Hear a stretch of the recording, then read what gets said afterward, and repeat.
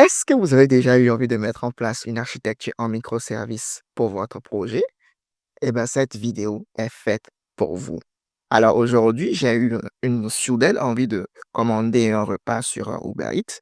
Et puis je me suis dit, pourquoi ne pas faire un tutoriel dans lequel je vais pouvoir vous expliquer comment mettre en place un projet où on aura une application où on va pouvoir simuler la commande d'un repas et automatiquement pouvoir notifier à la fois le cuisinier et à la fois le livreur que ben on a passé une commande et puis on attend d'avoir notre repas chez nous. Alors on va pouvoir voir cela aujourd'hui en utilisant Laravel et .NET. C'est parti. Qu'est-ce que c'est déjà qu'une architecture en microservices? Pour faire très simple, voyez ça comme si vous avez un énorme projet et puis dans votre énorme projet, vous subdivisez votre énorme projet en différentes mini petites applications séparées qui s'occupent de faire quelque chose en particulier. On peut imaginer qu'on a une application e-commerce qui a sa propre base de données et cette application e-commerce-là communique, on va dire, de façon simultanée à un instant donné, à la fois avec une application de génération de rapports, à la fois avec une application de modèle IA et à la fois avec une application de traitement de données.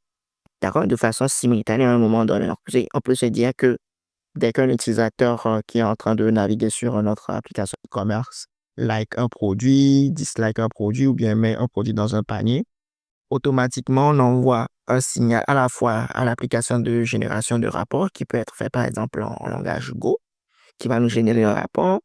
On envoie un signal à notre application dans laquelle on a conçu un modèle IA pour prédire par exemple les préférences de produits de notre utilisateur. Et cette application peut être faite en Python, par exemple. On envoie en même temps un signal à notre application de traitement de données, d'accord, qui est fait, par exemple, avec Java en Spark, et puis on traite des données massives, par exemple, pour faire très simple. On peut voir que chaque application a sa propre base de données et, par exemple, chaque application est faite avec différentes technologies. On peut dire e-commerce en PHP, on a dit génération de rapports en Go, on a dit modèle en Python, par exemple, et puis traitement de données en Java. Vous avez différentes applications qui communiquent entre elles. Et la communication se fait via ce qu'on appelle des événements. Alors, vous pouvez vous dire qu'on peut faire peut-être la même chose avec une API, mais ce que je me dis, c'est que si vous avez une API et puis vous devez communiquer, ce ne sera pas nécessairement simultané, c'est-à-dire vous serez obligé de communiquer d'abord. Vous faites une requête à votre application de génération de rapport. Elle va faire son traitement, vous donner une réponse.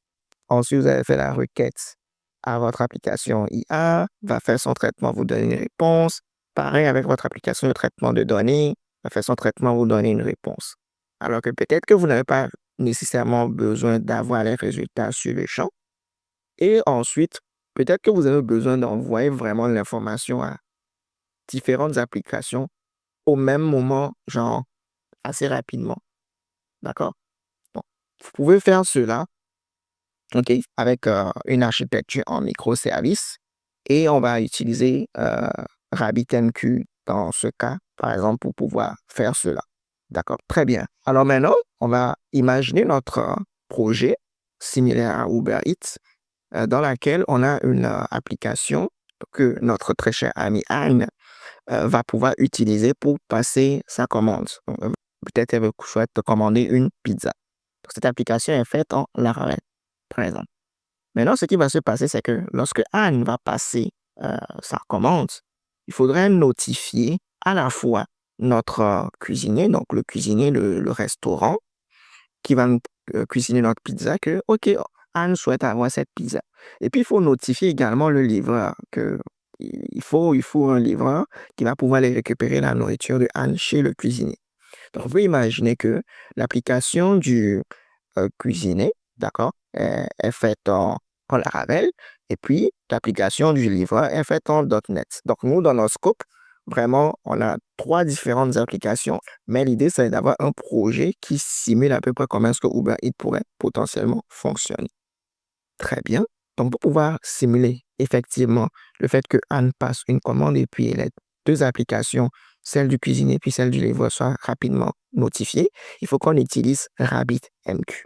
RabbitMQ fonctionne avec une architecture qu'on appelle producteur-consommateur. Donc, on va produire quelque chose et puis on va consommer quelque chose. Donc, il y a un producteur et un consommateur.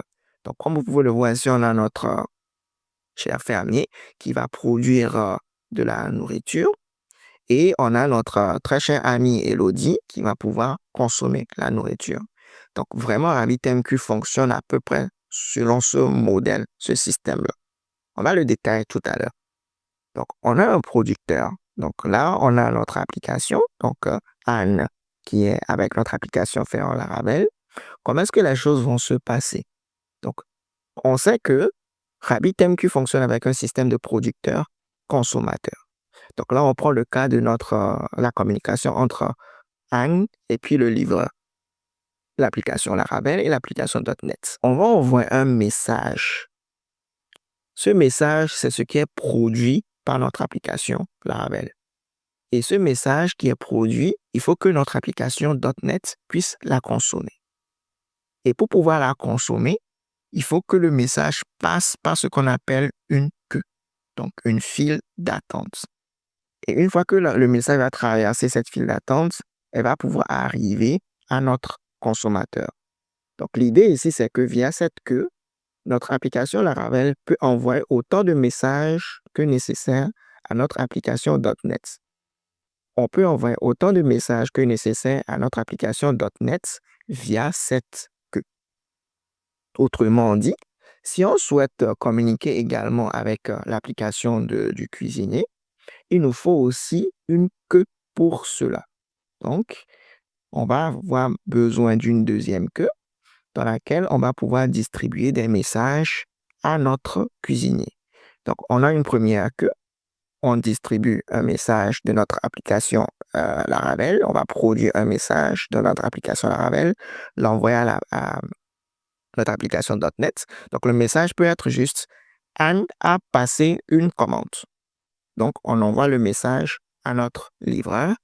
On envoie également le même message, on peut envoyer le même message à notre cuisinier. Donc, à peu près, c'est comme ça que l'architecture de RabbitMQ est et fonctionne. Maintenant, on va voir ensemble comment implémenter cela dans le code.